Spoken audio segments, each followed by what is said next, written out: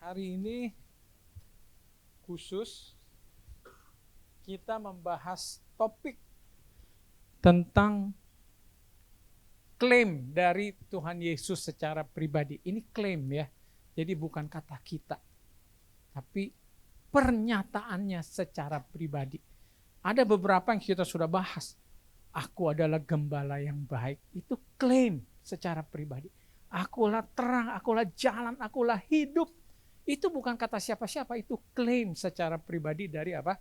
Tuhan Yesus. Dan ini pun dikatakan Jesus is the Lord of Sabbath. Itu adalah klaim dari dirinya secara pribadi. Beberapa di antara kita mungkin belum tahu atau sudah dengar.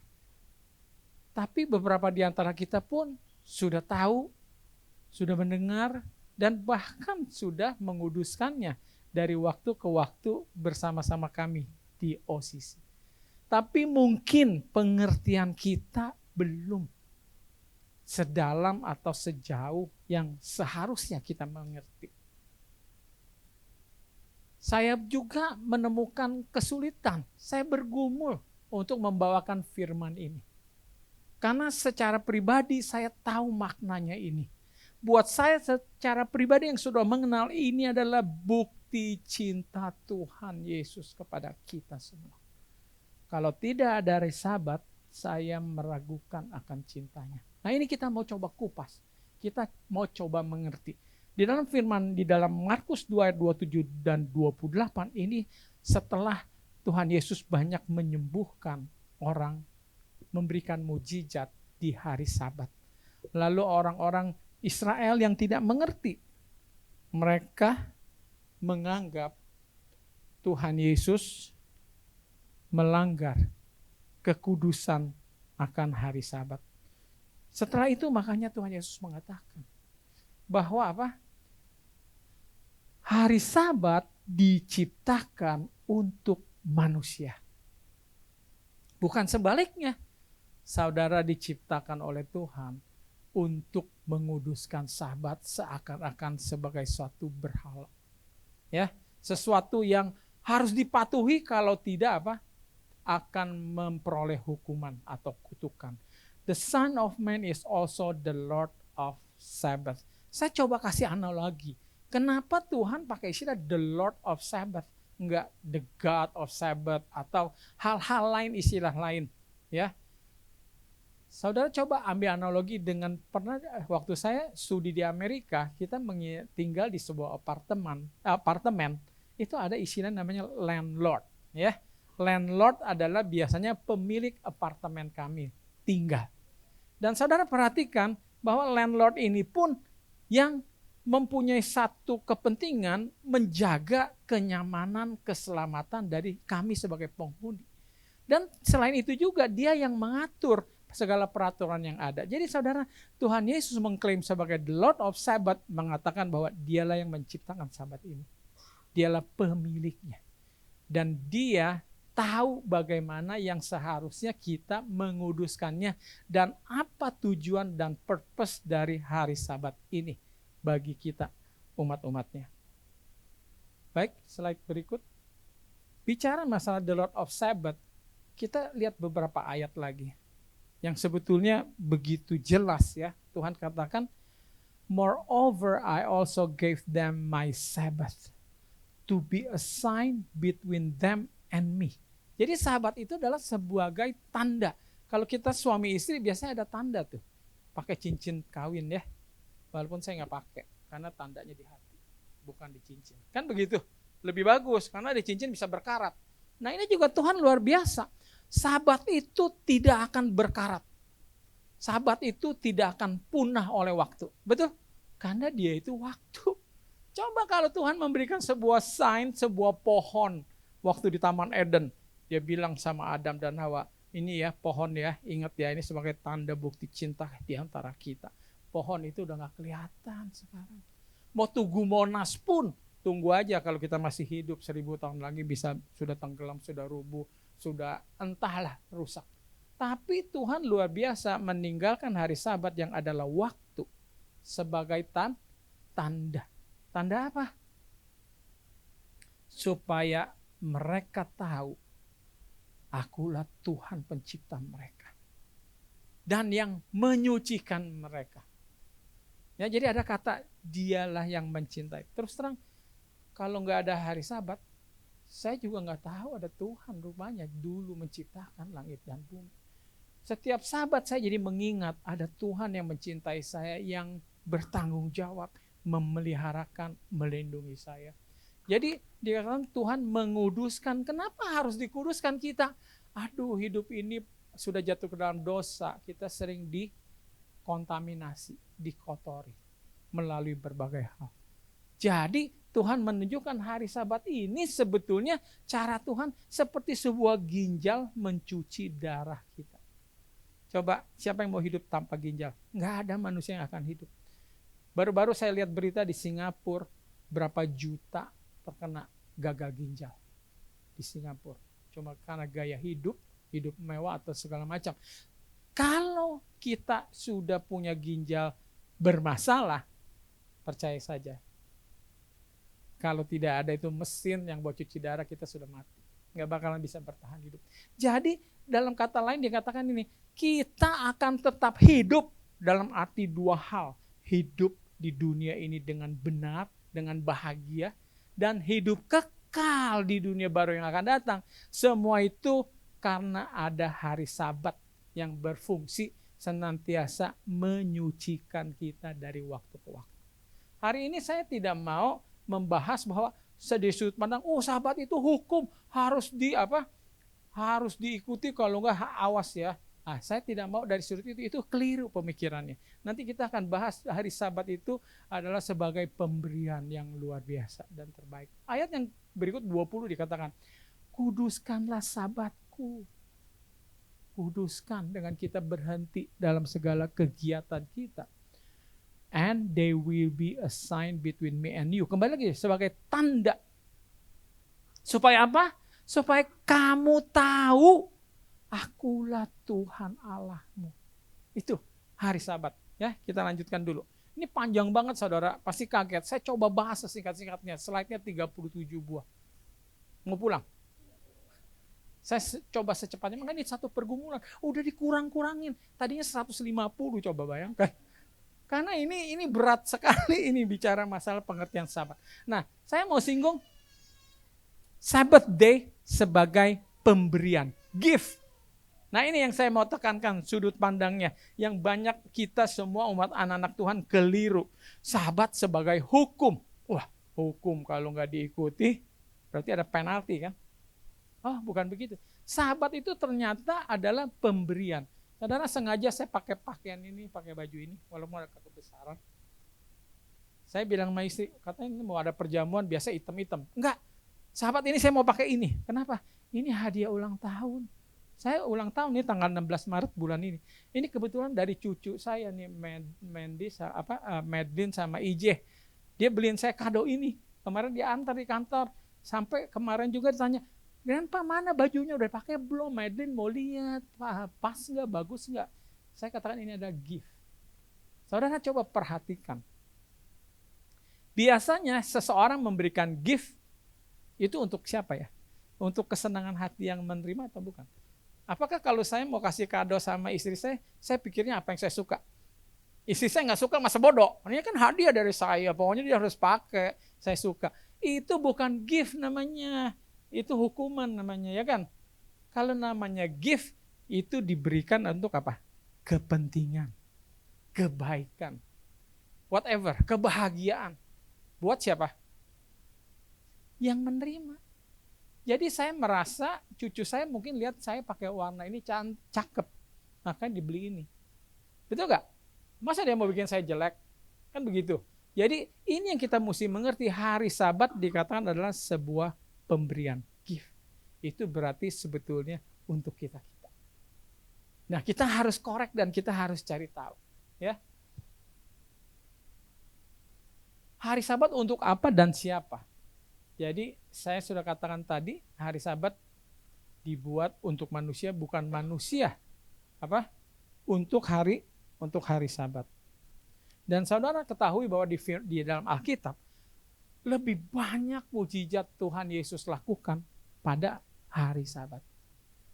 Tapi itu ditentang oleh orang-orang Yahudi yang tidak mengerti. Saya katakan gini, ampunilah mereka karena mereka belum mengerti. Tapi kita masih ada kesempatan untuk mengerti. Makanya saya nggak memaksakan betapa liciknya hati manusia itu. Semoga dengan setelah mendengar firman ini kita semua mengerti dan kita mau menerima dan menghidupkannya. Hari Sabat itu Tuhan Yesus sudah tunjukkan itu menjadi sebuah sebuah berkat. Ini ada lagi firman dikatakan di dalam Yesaya 58. Dikatakan, if you turn away your foot from the Sabbath, from doing your pleasure on my holiday. Jadi kalau kita tinggalkan semua kepentingan pribadi kita, kesenangan kita, ya, di hari kudus Sabat ini dan mengatakan hari Sabat itu sebagai sebuah delight, sukacita. Dan kata delight ini adalah sukacita karena Tuhan, karena adanya Tuhan. Jadi nggak benar juga ya kalau datang ke OSIS ini contoh. Kenapa pada mau datang ke sini? Saya bersukacita karena ketemu Pak Purwa, misal, ya kan, ke GR saya ini. Itu udah salah. Apalagi bilang gini, karena potlucknya enak tuh pisang gorengnya atau gado-gadonya.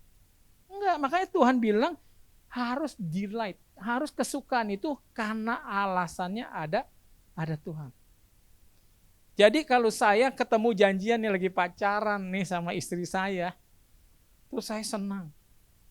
Atau istri saya juga senang, tapi karena alasannya gini, kenapa kamu senang?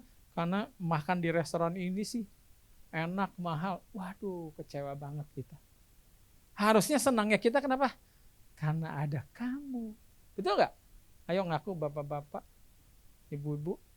Masih ada nggak rasa sukacita di rumah tangga? Ayo di dalam hubungan kalian. Karena adanya satu dengan yang lain. Kalau nggak ada, itu sudah mulai berbahaya. Ya toh? Nah itu yang Tuhan mau tekankan. Lalu, ini lanjut. Yang saya mau tekankan gini. Dikatakan, then you shall delight yourself in the Lord. And I will cause you to ride on the high hill of the earth and feed you with the heritage of Jacob your father. Intinya bahwa kalau kita menguduskan Sabat dan benar dan memperoleh hasilnya, itu akan memberikan kebahagiaan di dunia dan di akhirat nanti. Nah, yang saya mau tekankan adalah kata kaos. Saudara perhatikan kata kaos. Kaos ini berbeda. Mungkin kalau di Indonesia akan membuat, misalkan gini, jika engkau menurut kepada perintahku, maka aku akan lakukan ini. Itu kan seperti tidak ada hubungan sebab akibat. Pokoknya gini, kamu lakukan aja. Dan itu mungkin tidak membawa hasil kebahagiaan atau keberuntungan untuk kamu, bukan kebaikan kamu. Tapi yang penting kamu harus lakukan. Kalau kamu nggak lakukan, saya akan lakukan hukuman. Kalau kamu lakukan, nah itu bukan demikian. Kaos ini adalah terjemahan yang lebih tepat. Ya. Ini makanya bagus belajar Alkitab harus dari minimal King James Version, ya, versi King James. Kaos itu adalah mengakibatkan. Beda ya, mengakibatkan. Jadi kata kaos ini dipakai di beberapa tempat di dalam Alkitab.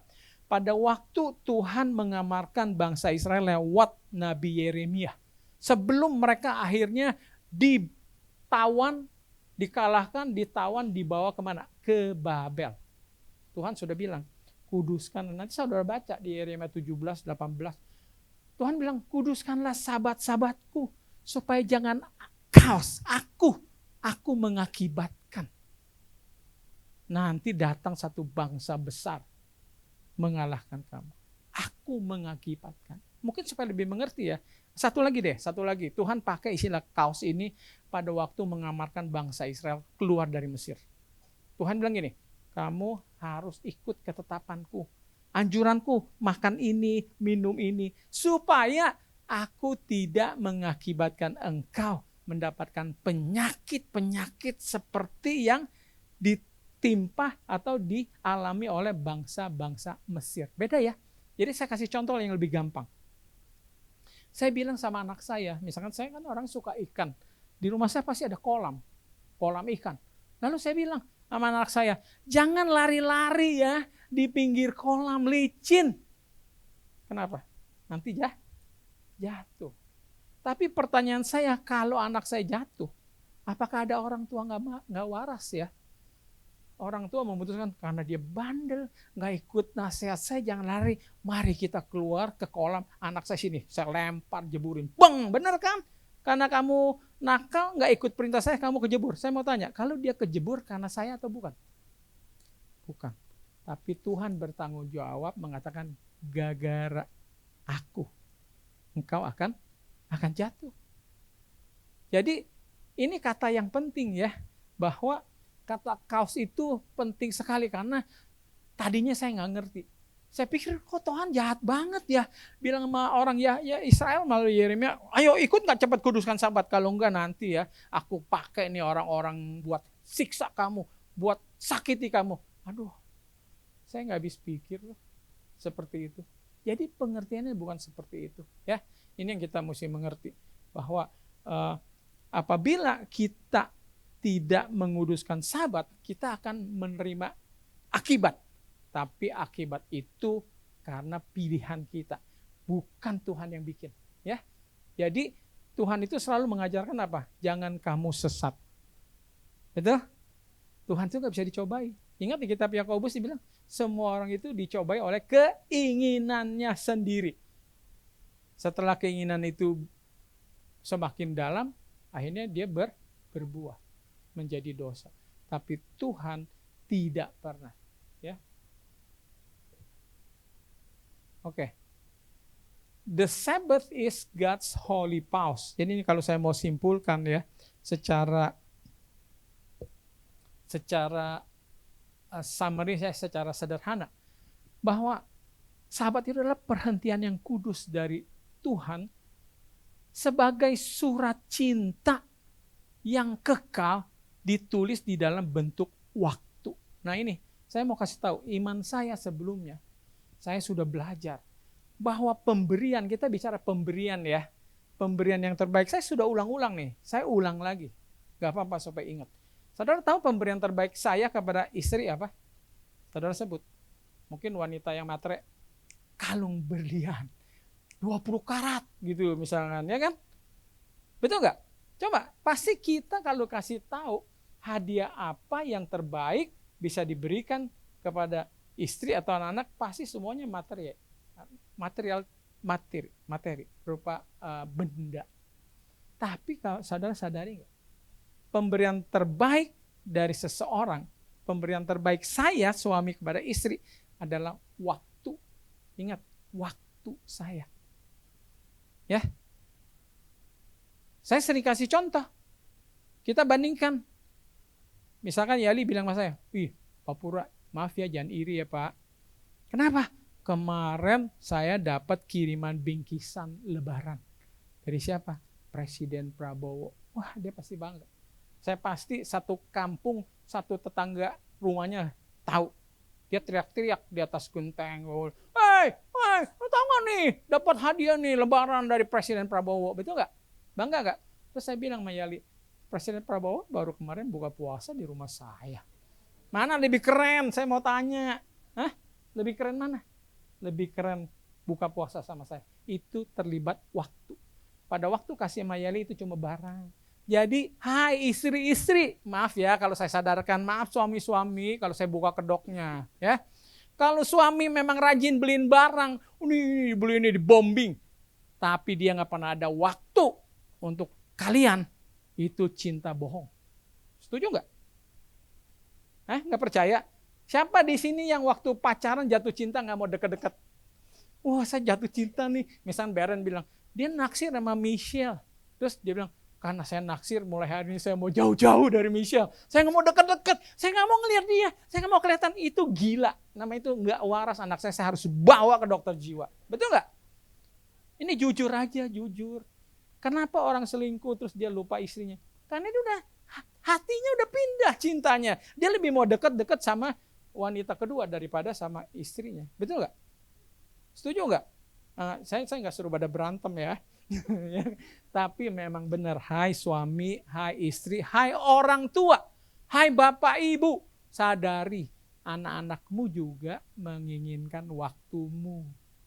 Kecuali anak bilang gini, papa nggak usah deket-deket, pergi papa pergi ke sana oh, lebih jauh dari mana ya? Irian kurang jauh.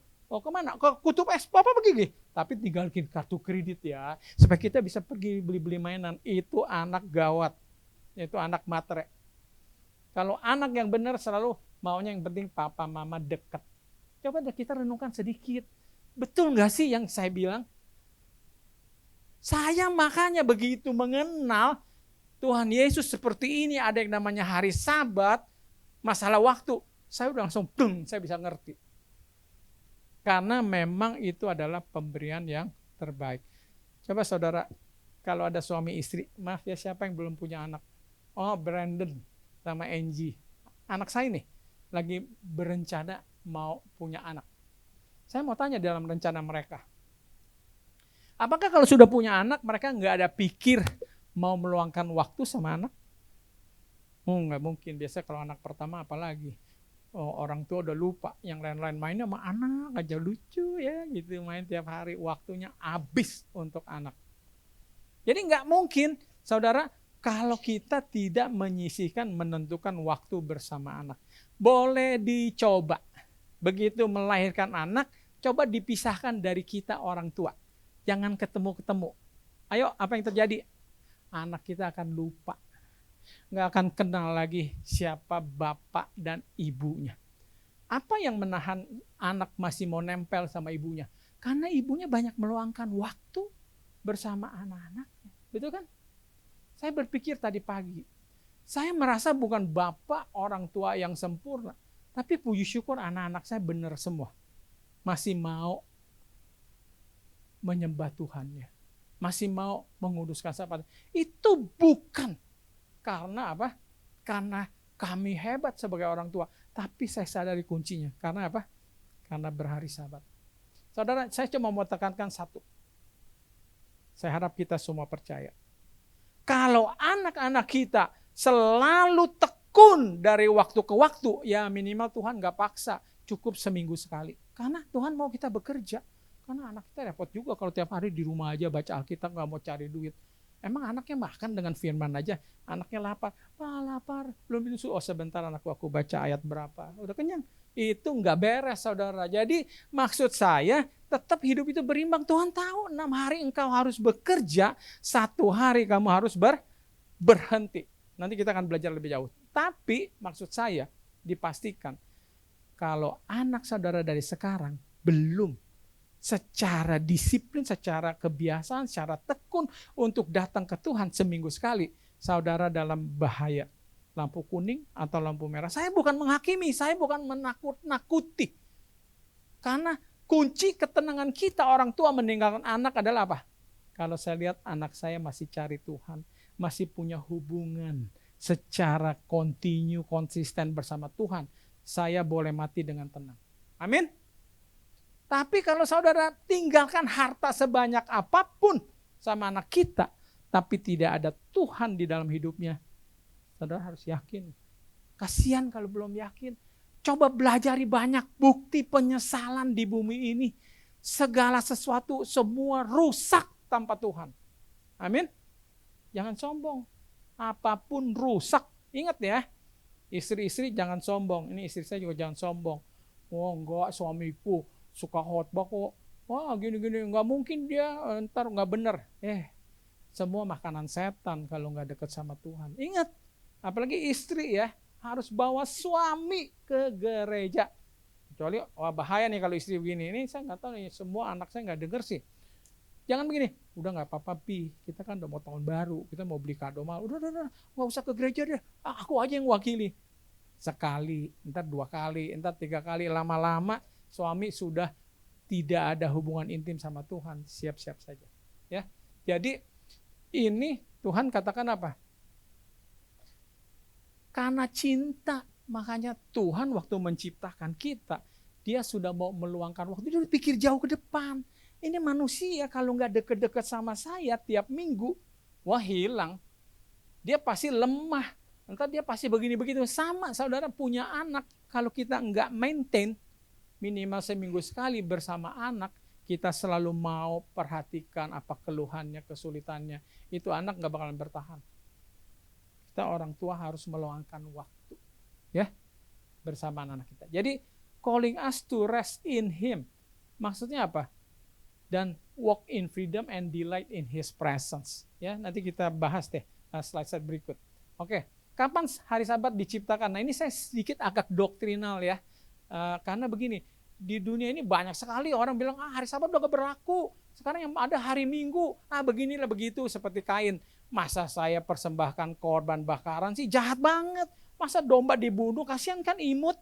Ya enggak? Makanya dia korbankan apa? Buah dan sayuran. Itu pikiran manusia. Kita bisa punya pikiran seperti itu. Banyak pikiran udah macam-macam. Saudara bicara baptisan saja udah banyak macam. Bukan hanya diselamkan, ada pakai bendera, ada dipercik, dan segala macam. Betapa liciknya manusia. Semoga kita ini enggak licik. Semoga hati kita itu terbuka dengan tulus. Jadi saya cuma memberitakan apa yang benar. Oke. Nah, kita baca di sini adalah di Genesis 2 ayat 1-3. Saudara perhatikan. Pada waktu Tuhan menciptakan langit dan bumi 6 hari, hari pertama selalu diakhiri dengan lewatlah petang dan pagi. Ngerti ya? Selalu ada evening and morning. Tetapi setelah hari ke-6, yaitu pada hari Sabat, saudara baca, tidak ada perkataan evening dan morning. Kenapa? Karena memang Tuhan itu adalah Tuhan yang pemelihara hari Sabat sejak awalnya. Jadi nggak ada saya dan saudara, Tuhan sudah menciptakan Sabat dengan ciptaan-ciptaan lainnya. Jadi Tuhan sudah mengerti siklusnya manusia. Nggak akan sanggup kalau kerja 8 hari, libur hari ke-9. Pernah dicoba di Prancis, saudara baca sejarah, nggak bisa. Manusia itu siklusnya 6 hari kerja, 1 hari ke-7 harus istirahat. Bukan hanya istirahat secara fisik, tapi juga istirahat secara mental dan hal-hal yang lain. Jadi pertama kita lihat bukti firman Tuhan adalah bahwa hari Sabat bukan diciptakan pada waktu menciptakan Adam dan Hawa di dunia. Bukan, karena Tuhan adalah Tuhan atas hari Sabat. Tuhan sudah menciptakan, sudah menguduskan hari Sabat jauh sebelum saya dan saudara ada di bumi ini. Ya, itu satu yang kita mesti mengerti. Apalagi ada orang mengerti gini, katanya hari Sabat baru ada di Gunung Sinai. Lebih kacau lagi. Karena hari Sabat sudah disebutkan di sini pada waktu Tuhan menciptakan manusia. Kita belajar satu lebih jauh lagi bahwa Tuhan memang sudah berhari Sabat. Apakah hari Sabat sudah ditiadakan? Kita coba lihat. Di sini istilahnya, kalau saudara baca Exodus ya, ini dalam bahasa Inggris maupun bahasa Indonesia ada kata perpetual covenant. Ada kata perjanjian kekal. Cukup itu aja. Kekal itu apa sih maksudnya? Kalau bilang cintaku kekal, cintaku abadi, apa itu maksudnya? Kita udah sama-sama mengerti. Cuma liciknya kita suka putar-putar. Kalau udah kata kekal itu berarti selama-lamanya. Ya, karena Tuhan itu pinter loh. Saya aja baru belajar sebagai saya dibilang sekarang influencer rumah tangga kali ya. Kalau saudara tahu, saya punya Instagram account. Saya sudah punya follower sekarang 131.000. Saya ngomongin soal nasihat rumah tangga. Saya baru sadar saudara. Kunci kebahagiaan rumah tangga adalah komunikasi. Waktu. Kalau suami sama istri sudah jarang ketemu, jarang komunikasi, itu sudah kurang sehat. Betul nggak? Oh, kalau baru honeymoon, baru menikah, waktunya habis. Makan aja nggak usah kita skip makannya, anaknya pelukan aja, pelukan semari makan. Hebatnya begitu. Tapi kalau udah cinta merenggang, bagaimana? Oh sibuk, saya ke sini ke sana. Jadi Tuhan tuh tahu, Tuhan tahu masalah itu. Makanya kamu harus tetap memelihara komunikasi yang sehat dan konsisten dengan aku. Karena Tuhan tahu itu. Kalau Tuhan sudah kurang komunikasi sama umatnya, pasti akan jauh. Pasti tidak akan kuat, tidak akan intim. Coba aja suami istri kalau nggak percaya. Ya, coba saya pisahkan suami istri. Siapa sih yang mau saya kasih bikin percobaan? Mulai besok saya pisahkan setahun. Coba LDR. Dikira LDR nggak bahaya? Ada baca berita. LDR toto suaminya udah kawin lagi. Jangan salahkan. Udah LDR terus 5 tahun, 10 tahun, suami masih single, wah itu luar biasa, ya kan? Ya tuh ada yang ngangguk, bener kan? Akui aja. Jadi memang waktu itu penting, waktu bersama ya. Oke, Bagaimana hari Sabat di perjanjian lama? Ini udah banyak bukti banget. Aduh, hujan mana, saudara baca ulang-ulang. Tuhan bilang, mana tiap hari akan turun. Cukup untuk kebutuhan makan itu hari. Tapi hari Sabat nggak akan turun. Tapi Tuhan tanggung jawab. Hari Jumat dikasih berapa? 2 kali lipat. Saudara baca luar biasanya. Kalau hari Senin sampai Kamis ada yang coba ambil lebih, serakah. Busuk, beulet. Tapi hari Jumat enggak busuk dan enggak beulet. Diambil lebih dari sehari. Saudara, hanya hati yang apa ya kalau menurut saya masih enggak bisa terima. Saya enggak tanggung jawab. Kita cuma berbagi apa yang saya imani dan itu kebenaran. Jadi maksudnya apa? Tuhan bertanggung jawab. Kamu disuruh berhenti, jangan ngumpulin mana. Tuhan tahu dong mesti makan juga hari Sabat. Tuhan kasih hari Jumat di depan. Saudara percaya saya pengusaha. Dari dulu saya tutup hari Sabat. Waktu kita pameran, orang-orang pameran sudah tahu kan namanya Purwadika, mesti ada satpam yang jagain hari Sabat karena saya tutup. Pernah menteri mau datang, saya tinggal, saya nggak mau tunggu karena sudah hari Sabat. Ya. Jadi saudara harus iman percaya. Tuhan itu tanggung jawab. Kalau usaha ditutup hari Sabat, Tuhan ganti nggak? Itu terserah iman kita ya. Cuma saya bersaksi di sini. Tuhan yang bertanggung jawab. Kita aja yang selalu menyerah. Nggak pernah kasih kesempatan. Ngerti kan? Ya. Coba bagaimana istri ini kadang-kadang nggak kasih kesempatan sama suami. Jadi akhirnya kita nggak pernah tahu nih suami sebetulnya sayang kita atau enggak. Dikit-dikit didiktein dulu. Ntar jangan lupa ya gue ulang tahun kasih ini ya gini. Jangan lupa begini. Udah semua dibeberin, udah basi dah. Paham ya? Jadi ini makna kepada mana ini bukti kepada saya secara pribadi. Harusnya kepada kita semua. Lanjut. 10 hukum Sabat diperintahkan. Nah, di 2 loh batu, saudara perhatikan. Ya. Kalau saya hapus hukum yang keempat, cuma ada hukum 1, 2, 3, 5, 6, 7, 8, 9, 10. Buktikan siapa yang menulis hukum itu. Bisa nggak? Coba bayangkan. Dihapus hukum keempat, terus buktikan bahwa itu adalah Tuhan pencipta langit dan bumi. Enggak tahu saudara. Justru karena ada hukum keempat itu jejak nyata. Jadi saya tahu, oh yang nulis ini. Coba ayat yang hukum keempat apa bilangnya? Kuduskanlah hari Sabatku sebab 6 hari lamanya aku menciptakan langit dan bumi. Itu kita jadi tahu. Jadi saudara cocok dengan kitab Yehezkiel 20 tadi yang saya baca sebagai tanda. Sign. Raja itu punya cap stempel. Ya dah, orang Korea kalau nonton drakor punya stempel deh. Gak pakai tanda tangan, stempel. Ini hari Sabat saudara bagi saya jelas itu adalah stempel. Stempel. Prerogatif kekuasaan Allah sebagai pencipta itu adalah hari Sabat. Ya. Lalu apa? Ini zaman dulu nih waktu diturunkan itu 10 hukum di Sinai ada yang terang-terangan melanggar, mati dilempari batu hukumannya. Tapi kita bersyukur bahwa sekarang ada kasih karunia. Tapi saya nggak bicara masalah kalau kita menguruskan Sabat kita masuk surga, enggak. Tapi kalau enggak, kelihatannya kemungkinan besar. Kenapa? Karena kita jauh daripada Tuhan. Kita nggak pernah mau berkomunikasi erat sama Tuhan. Itu akan susah mempertahankan hubungan kita sama Tuhan. Mempertahankan hubungan itu perlu adanya komunikasi. Ingat ya. Kalau kita orang tua sudah jarang berkomunikasi. Ini juga makanya saya bilang sama anak saya udah mulai mau menikah. Saya bilang sebulan sekali mungkin Sabat terakhir atau hari apa harus kumpul di rumah sama saya. Kalau enggak, tapi untung ya karena anak-anak saya kerja di satu kantor. Jadi komunikasi terus. Tapi coba kalau enggak, wah udah deh. Udah hilang komunikasi, mulai hubungan kita semakin renggang. Ya.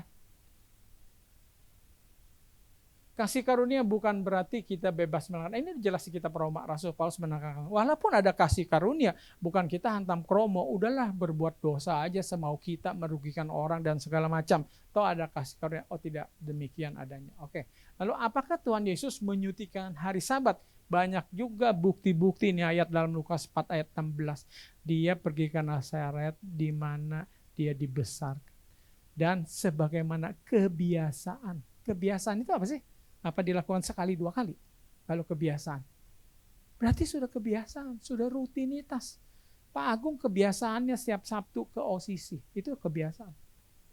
Ya. He went into the synagogue, ya, rumah ibadah pada hari Sabat dan berdiri membaca firman. Lalu, nah ini, died on Friday. Ini kembali lagi saya katakan, saya mengimani tidak ada yang kebetulan di dalam Tuhan. Amin. Saudara percaya enggak? Seorang pemimpin itu kalau kerja lebih rapi daripada anak buah. Setuju enggak? Pemimpin itu lebih sistematis, apa-apa dia bisa ngatur semua dengan baik. Betul enggak sih? Ya kan? Jadi Tuhan juga matinya kapan, bangkitnya kapan, jangan dikatakan itu kebetulan. Ya. Jadi sebenarnya ada hubungannya, saudara perhatikan. Bahwa Tuhan mati hari Jumat. Dan sebelum hari Sabat dia sudah diturunkan. Dan selama hari Sabat dia di mana? Dikubur. Dan baru bangkit hari Minggu. Buat bagi saya pribadi, saya melihat bahwa Tuhan Yesus juga menguduskan hari Sabat di dalam kematian, di dalam kubur. Sebagaimana menciptakan langit dan bumi 6 hari, lalu hari Sabatnya berhenti, lanjutnya apa? Hari pertama, mulailah kehidupan. Demikian juga setelah misinya selesai di bumi, dia mati, dia berhari Sabat, beristirahat, di minggu hari pertama mulai misi yang baru bagi Tuhan. Ya, betul? Karena sudah selesai. Misi yang sebelumnya berkorban menyelamatkan mati bagi kita semua sudah selesai. Sekarang Tuhan sudah masuk kepada pekerjaan misi yang baru. Makanya dia bangkit di hari apa? Di hari Minggu. Ya. Nah, bagaimana dengan murid-murid Tuhan Yesus? Juga banyak bukti.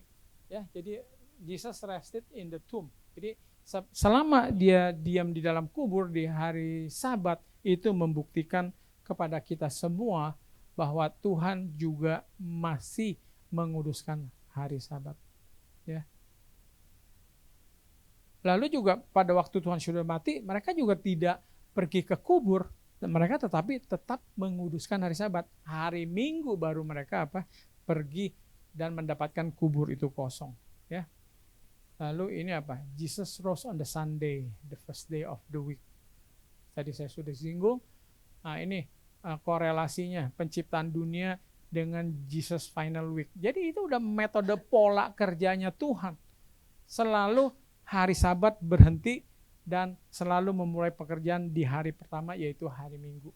Apakah murid-murid tetap menyucikan? Ini juga banyak ayat-ayatnya. Nanti kalau saudara mau minta dokumen slide-nya, minta saja sama Richard. Ya, karena memang waktu singkat banget, kita nggak bisa bahas semua.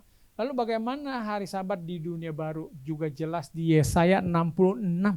For us the new heavens and the new earth that I make shall remain before me, says the Lord. So shall your offspring and your name remain. Jadi semua keturunan dan nama kita juga tetap tinggal.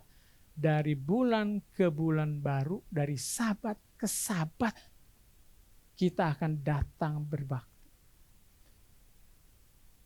Jadi jelas di dunia yang akan baru juga tetap ada hari Sabat.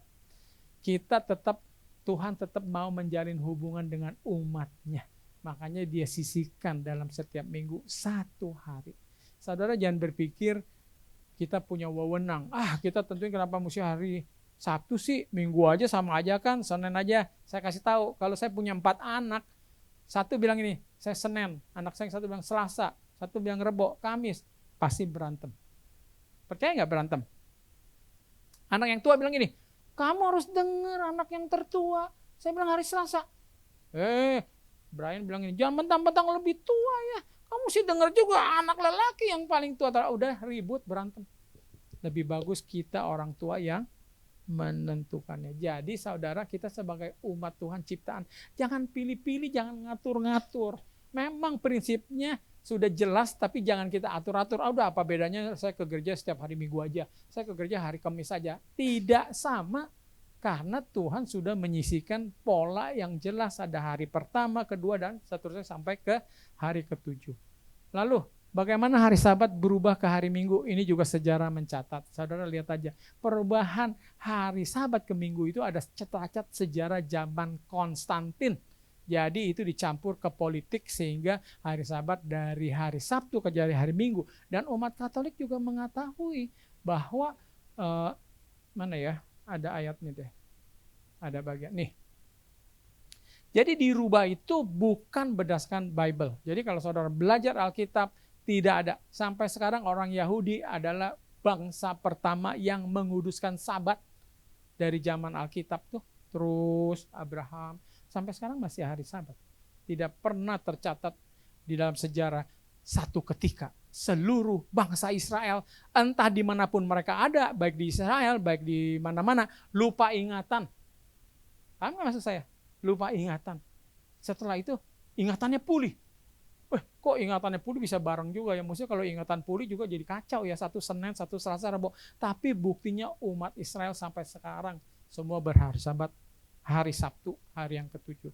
Lalu apakah manfaat hari Sabat? Nah ini udah terakhir ya. The Sabbath is one day to remember who God is and who you are and what really matters. Ini penting. Setiap Sabat sebaiknya kita diingatkan siapa itu Tuhan. Tuhan pencipta saya dan saudara. Dan siapa kita ini? Kita ini adalah ciptaan kesayangannya. Dan apa yang paling penting? Yang paling penting adalah asal ada Tuhan dalam kehidupan kita. Percaya nggak?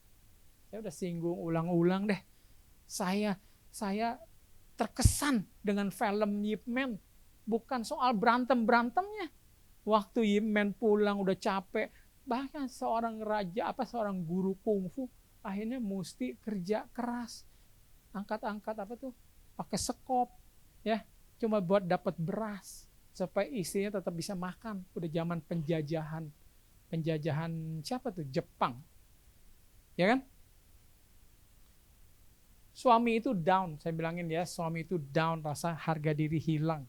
Kalau hal-hal seperti kepemilikannya, kepandaiannya semuanya hilang. Tapi saya kaget istrinya bilang ini, enggak penting semua itu, udah jangan ingat-ingat. Dulu kita punya rumah gedung, dulu makan mewah, enggak penting. Yang penting ada kamu, luar biasa. Aduh, saya senang banget kalau istri saya ngomong gitu. Betul nggak? Wah, amin. Saya suami paling bahagia di bumi. Amin. Tapi kalau istri saya bilang, yang penting bukan kamu, yang penting ada mobil, yang penting ada ini. Aduh, sedih banget. Ya, jadi ini supaya kita tahu what really matters. Yang penting bersama Tuhan. Percaya saja. Ya, saudara tidak akan menyesali dalam kehidupan ini.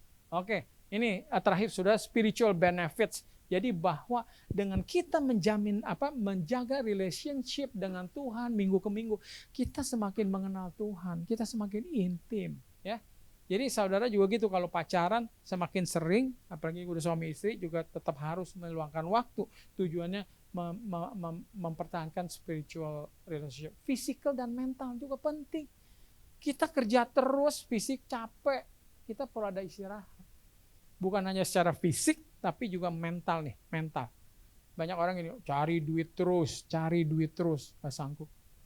Ya, justru kita enak ada hari Sabat gini. Diingatkan, udah jangan khawatir, memang dagangan lagi sepi, ekonomi begini, sulit, merugi. Udah, diingatin lagi hari Sabat. Aku manusia biasa, aku tidak punya kuasa. Biarlah aku serahkan semua kepada Tuhan, pemeliharaku. Amin. Dan pada hari Sabat kita dipulihkan, mendapat keyakinan, semangat dan sekarang. Saya mau tanya, yang membuat bertahan hidup kita itu, apakah ada banyaknya harta? Bukan. Di pikiran kita. Ada orang udah bosan hidup, udah putus asa, nggak mau hidup. Betul nggak? Tapi semua keinginan dari diri kita sendiri. Justru Tuhan mau supaya mental kita tetap sehat. Jadi kita itu kuat. Kita udah jatuh, bangkit lagi. Dan nggak gampang menyerah. Itu karena ada satu kekuatan. Dan itu yang kita perlu. Ya. Lalu apa? Sosial dan family. Ini juga penting. Ya. Saya mau ingatkan lagi nih anak-anak saya nggak lengkap gitu loh. Kita nggak bisa hidup selamanya untuk kita punya anak. Tapi kalau mereka rukun, datang berbakti setiap Sabat, selalu tertib, disiplin, mengutamakan itu, kita akan tenang. Dan hubungan keluarga pun akan erat. Makanya hari Sabat Tuhan ciptakan supaya memberikan berkat kepada kita yang mau memeliharanya apa? Kita jadi dekat. Saya paling tidak sibuk-sibuknya kerja, hari Sabat pasti ada ketemu sama istri. Betul nggak? Karena ada hari Sabat. Bagaimana kalau yang sudah tidak ada hari Sabat? Wah, udah kacau banget hidupnya. Ya, ini ada beberapa contoh. Kita lihat, nih Steve Jobs. Steve Jobs aja mengatakan menjadi orang terkaya di kuburan itu nggak ada gunanya. Ya, jangan sampai harus menyesal karena pikirannya selalu duit, duit, duit. Yang saudara kerja itu kekayaan, kekayaan, prestasi, pujian, segala macam. Itu bukan segalanya. Ya. Jadi jangan sampai mengorbankan segalanya, akhirnya apa? Kena sakit lah, kena keretakan rumah tangga lah, dan segala macam. Dan Tuhan tidak mau itu terjadi. Tuhan pasti peliharakan kita. Percaya saya. Ya, Tuhan bertanggung jawab. Kalau kita hidupkan firman, kita rajin, kita jujur, pasti kita makan. Percaya saja. Ya, nggak usah dikhawatirkan dalam kehidupan ini mengenai apa yang kamu makan dan pakai. Tuhan pasti apa? Akan peliharakan. Lalu apa yang terakhir ini, Whitney Houston juga sama. Lahir dalam dunia gereja. Tapi lama-lama setelah tenar, dia tidak lagi menjalin hubungan dengan Tuhan sebagaimana seharusnya. Secara rutin, setiap minggu, setiap Sabat, akhirnya apa? Hancur. Jadi semoga saya maunya dengan firman ini saya akhiri, ya. Kita memandang hari Sabat berbeda. Jangan kita pikir itu adalah otoritas kediktatoran Tuhan. Lakukan, kalau nggak lakukan awas. Enggak, Tuhan itu sudah menyediakan hari Sabat untuk memelihara hubungan dengan Dia tetap terjalin. Karena Dia tahu pasti dengan tetap terjalin hubungan bersama Dia, maka rencananya, tujuannya yang indah membawa saudara hidup makmur, hidup bahagia di bumi ini, bahkan sampai di dunia baru bisa menjadi kenyataan. Jadi saudara mesti pandang sudutnya bahwa hari Sabat itu adalah bukti Tuhan mencintai saya dan saudara. Sehingga Dia mau meluangkan waktunya secara rutin yang berharga. Dia seorang pencipta, jauh lebih tinggi, lebih mulia daripada presiden manapun di dunia ini. Dia mau menunjukkan bahwa what matters, apa yang penting adalah adanya kita bersama Dia. Ya. Semoga sebaliknya kita balas juga bahwa yang penting ada bersama Tuhan. Ya. Semoga ini bisa menjadi berkat dan mari kita hidupkan. Ya, mari bagi keluarga yang anak-anaknya sudah jauh tidak pernah datang, usahakan sekarang bergumul dengan Tuhan, doakan dengan Tuhan. Kalau sudah mulai datang setiap Sabat dengar firman, percaya firman itu ada kuasa. Pasti bisa mengubah. Ya, dari yang tadinya begini jadi begitu. Dan juga percaya bahwa tanpa firman juga bisa diubahkan, yang tadinya baik bisa menjadi buruk-buruk sekali. Ya, semoga ini menyadarkan kita yang penting adalah Tuhan di dalam hidup kita. Karena Tuhanlah segala sumber sebetulnya kebutuhan hidup manusia. Jangan cari dari yang lain, cari dari Tuhan. Dan Tuhan mengasihi kita jauh lebih dari orang tua. Orang tua kita aja pasti nggak mau kita kelaparan. Orang tua kita pasti mengusahakan kalau uang masih ada, Dia akan tolong. Bahkan kita dengar cerita bagaimana orang tua sanggup menyuap hakim semua supaya anaknya nggak dipenjara. Itu orang tua. Seperti itu, apalagi Tuhan. Hari Sabat ini kita akan melakukan perjamuan yang kudus. Semoga kita renungkan bahwa Tuhan bertanggung jawab.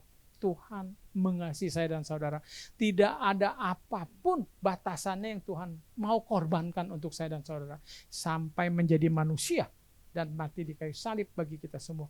marilah kita hargai pengorbanannya itu, kasihnya itu kita sambut dengan juga kasih yang murni kepada dia.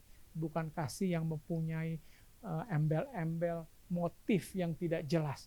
Tapi biarlah, ayo kita sama-sama mengasihi Tuhan dengan segenap dan sepenuh hati kita. Saya harap semua boleh ikut serta yang percaya kita semua orang berdosa.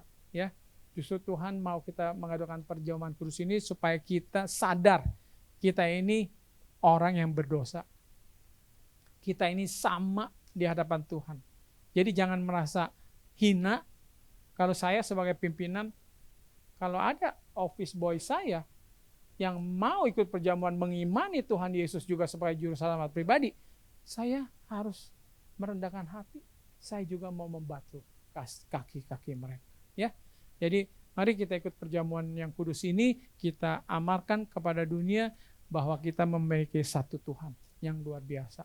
Dan kita adalah umat-umat anak-anak yang paling beruntung di dalam dunia ini. Tuhan memberkati. Amin. Engkau setia, takkan